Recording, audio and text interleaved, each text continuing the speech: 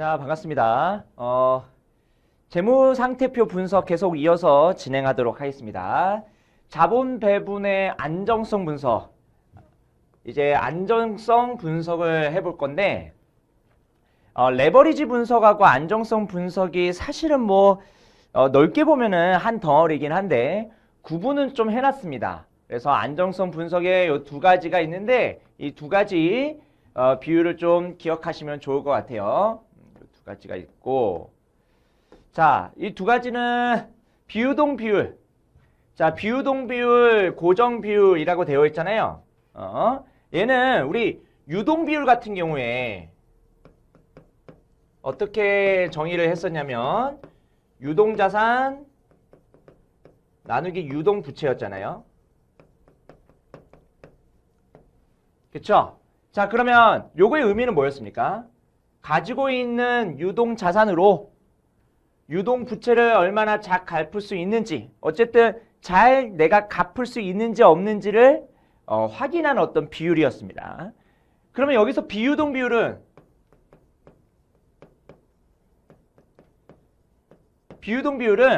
요 유동 비율에다가 앞에 B가 붙은 거잖아요. 결국은 뭘 기준으로 하는 거예요? 여기 있는 비유동 자산을 기준으로 하는 거예요. 그래서 비유동 자산. 그런데 여기서 유동 부채면은 여기다가 비유동 부채를 적어야 될 것 같은데 뭘 적었습니까? 자기 자본을 적었죠. 자기 자본. 여러분, 우리가 여기 있는 부채랑 자본 사이드를 보시면 여기가 타인 자본이고 여기가 자기 자본이에요. 여기가 타인 자본, 여기가 자기 자본이죠. 그때 여기에 유동 부채가 있고, 그 다음에 비유동 부채가 있고, 그 다음에 여기에 자기 자본, 회계 용어로는 그냥 자본이라고 쓰죠. 얘를 이렇게 한번 구분해 보는 거예요. 유동 부채는 내가 당장 갚아야 될 거고요. 그 다음에 갚아야 될 게 비유동 부채고, 마지막으로 갚아야 될 게 자기 자본이다. 주주한테 마지막으로 주는 거니까. 그러면은 얘가 만기가 가장 짧고 자기 자본이 만기가 가장 길다. 사실은 실질적으로 자기 자본은 만기 자체가 없죠. 그러니까 만기가 무제한이란 뜻이에요. 그러니까 자기 자본으로 갈수록 만기가 길어진다. 그러면 여기 있는 비유동 자산, 앞에 여기 있는 유동 자산과 비유동 자산이 있을 때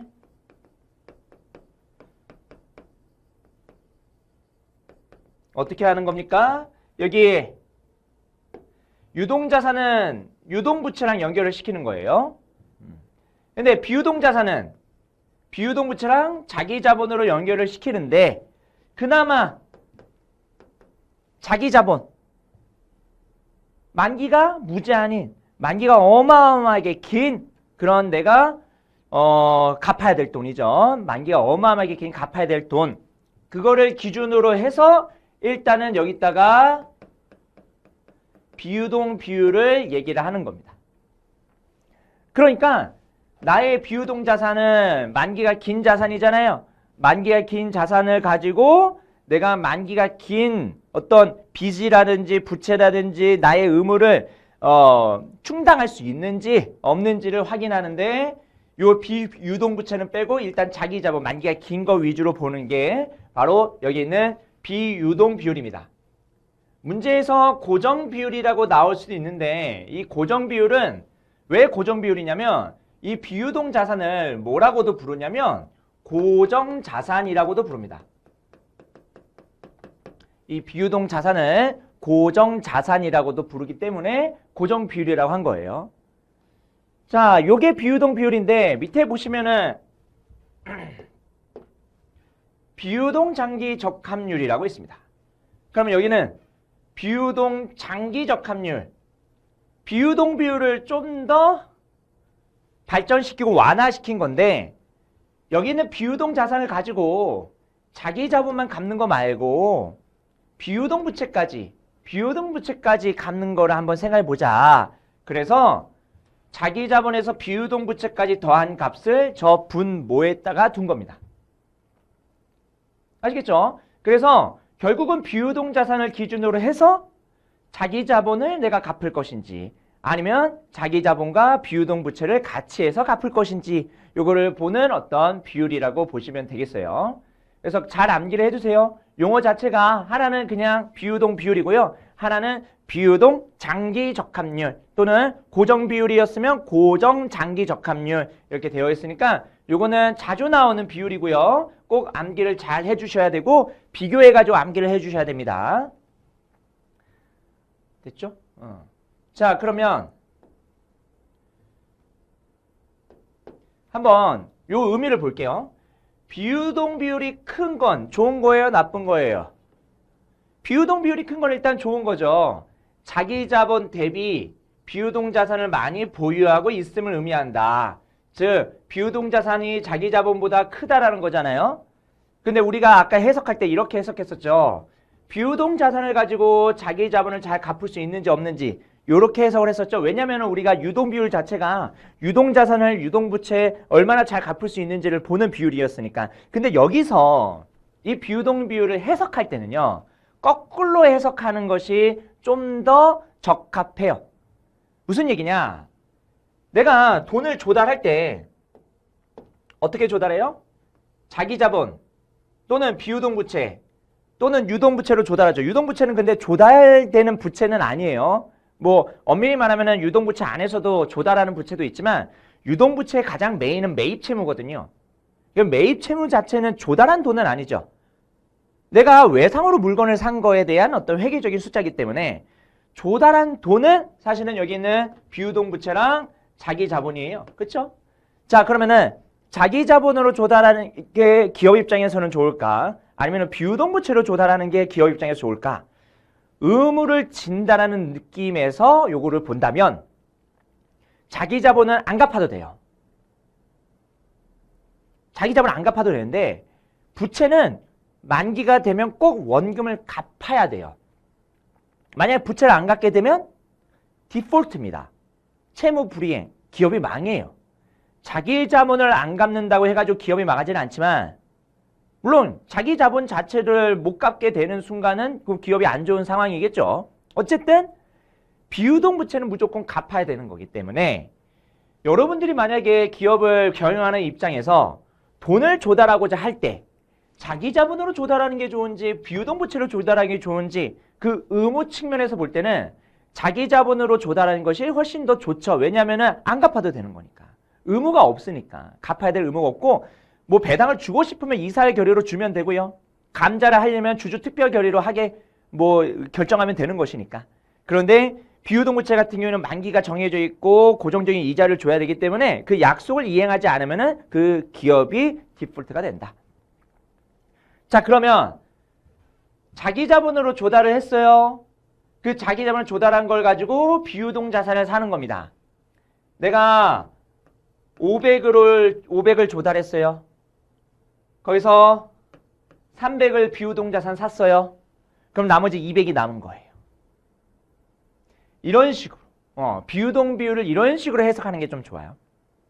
그래서 비유동 비율이 무조건 높은 게 좋은 거냐? 그건 꼭 아니라는 겁니다. 자기 자본 500 조달해서 300 비유동 자산 사고 나머지 200 가지고 여유롭게 자금을 운용할 수 있는 거거든요. 장기 관점이니까. 장기 관점이니까 뭔가 갚는 거에 신경을 쓰는 것이 아니라 조달한 돈을 운용을 하는 거, 이것과 관련된 어떤 비율이라고 보는 게 좀 더 이 비율에 목적 적합합니다. 됐죠? 그래서 만약에 자기 자본 500 조달해서 비유동 자산을 700 샀어. 그러면 500을 장기 자본으로 조달하고요. 그 다음에 나머지 200은 어떻게 한 거예요? 부채를 썼다라는 거 있죠. 그러니까 내가 조달한 자본 500 가지고 비유동 자산을 다 못 산 상황이에요. 그래서 일부를 부채로 조달해서 이런 상황일 때 일부를 부채로 조달해서 비유동 자산을 투자하는 레버리지 일으킨 어떤 자본 조달 방법이다라고 볼 수 있다는 거고, 레버리지를 일으켰다라는 것이 우리 앞에서 레버리지 비율 배웠잖아요. 그 레버리지 비율에서 그 레버리지를 우리가 뭘로 해석을 했냐면 부채 조달로 해석했습니다. 그래서 앞에서 우리가 레버리지 비율을 배울 때 앞에 잠깐 볼게요. 레버리지 비율을 배울 때요. 다 뭘 기준으로 보통 했습니까? 요거 부채. 부채를 얼마나 많이 썼는지 안 썼는지 요거를 기준으로 해서 레버리지 비율을 계산했었죠. 결국은 다시 돌아와서 여기는 비유동 비율을 보자면 만약에 비유동굴이 크다. 뭐 예를 들어서 1보다 크다. 그러면은 일부 부채를 조달해서 비유동 자산을 투자한 거다. 그거 자체를 레버리지를 일으켰다라고 우리가 얘기를 하는 겁니다. 이해되셨죠? 자, 그러면 자기 자본 가지고 비유동 자산을 샀는데 우리가 조달을 할 때 어쨌든 비유동 자산은 장기 자산이에요. 자기 자본은 장기 조달 금액인데 또 다른 장기 조달 금액이 있어요. 유동부채보다는 좀 늦게 갚아도 되는데 자기 자본만큼 만기가 길지는 않아. 그게 뭐였습니까? 아까 비유동부채였죠. 그래서 비유동부채까지 감안해서 자기 자본과 비유동부채로 조달해서 비유동 자산을 얼만큼 샀는지 요걸 보는 것이 비유동 장기 적합률입니다. 그래서 비유동부채만 추가적으로 조달 측면에서 들어가 있다. 됐습니까? 자, 그래서 장기 자산 투자에 적합한 부채 조달은 비유동 부채도 포함을 좀 시키면 좋지 않을까? 왜냐하면 비유동 부채도 만기가 기니까. 그래서 비유동 부채랑 자기 자본 요거가 같은 장기성 자본으로 조달하는 것이다. 만약에 비유동 장기 적합률이 100%를 초과해요. 얘가 1보다 크다라는 것은 장기성 자본 말고 여기서 예를 들어서 자기 자본과 비유동 부채를 합쳐서 600을 조달했는데 비유동 자산 700 샀어요. 그러면 100만큼은 어떻게 했다는 거예요? 단기 자금, 유동 부채로 조달했다는 거죠. 그래서 요게 초과한다면 장기성 자본, 여기가 다 장기성 자본이죠? 요거 외에 추가 자금으로 비유동 자산을 투자한 것으로 볼 수 있다. 그러면 100만큼은 유동부채로 조달했다. 그러면은 100만큼 유동부채로 조달했으면 일단 유동자산도 살펴보긴 해야 되겠지만 장기 자산을 살 때 일부 유동부채를 조달하게 되면은 나중에 무슨 문제가 발생할 수 있어요? 유동성 문제가 발생할 수 있죠. 그래서 그 기업의 부실화 정도를 확인하는 데도 필요하다. 됐습니까? 자, 맨 마지막 요걸 한번 볼게요. 요것도 한번 이해해 보시겠습니까? 만약 비유동 장기 적합률이 100%를 초과한다. 그러면 여기가 비유동 자산이 더 큰 거죠. 그러면 유동 비율은 100% 미달한다. 이걸 한번 볼까요? 자, 유동 자산이 예를 들어서 300이에요. 비유동 자산이 700입니다. 자, 여기에 자기 자본이 500이에요. 그러면 여기에 비유동 부채가 100이면 그러면 요거 여기 차변 1000, 대변 1000 요걸 맞추려면 어떻게 해야 돼요? 여기에 유동 부채가 400 있어야겠죠. 자, 그럼 비유동 장기 적합률은 500에 100에 700이니까 100% 초과하죠. 요 상황에서 유동 비율을 구해볼까요? 유동 비율, 유동 자산 300에 요거 400이죠. 맞죠? 그래서 비유동 장기 적합률이 1보다 크면은 유동 비율은 1보다 작을 수밖에 없는 구조죠. 맞죠? 여기가 둘 다 1000이 되니까 자기 자본 더하기 비유동 부채 더하기 유동 부채 합친 게 유동 자산 더하기 비유동 자산이니까. 됐습니까? 반대로 비유동 장기 적합률이 100% 미달하면 만약에 여기가 뭐 예를 들어서 500이다.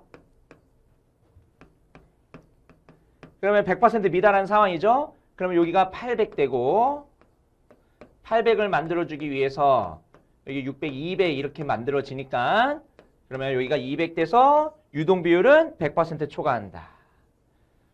요거 마지막 내용까지 이해를 해 주시면 좋을 것 같습니다. 마지막 내용은 방금 말씀드린 마지막 내용은 조금 어렵지만 그래도 신용부석사 2부 시험 자체가 난이도가 조금씩 올라가고 있거든요. 왜냐하면 워낙 1부에 비해서 쉬우니까 이런 것들을 건드릴 수도 있다라는 생각을 가지시고 보수적으로 좀 공부를 하시면 좋을 것 같습니다. 2부 같은 경우에는 단순하게 재무비율을 암기해가지고 충분히 뭐 합격을 할 수 있겠지만 좀 더 보수적으로 준비해서 2부를 공부하는 것이 좋을 수 있다라는 말씀을 드리고 자 그래서 비유동 비율과 비유동 단기 적합률 해서 정리하고 넘어가도록 하겠습니다.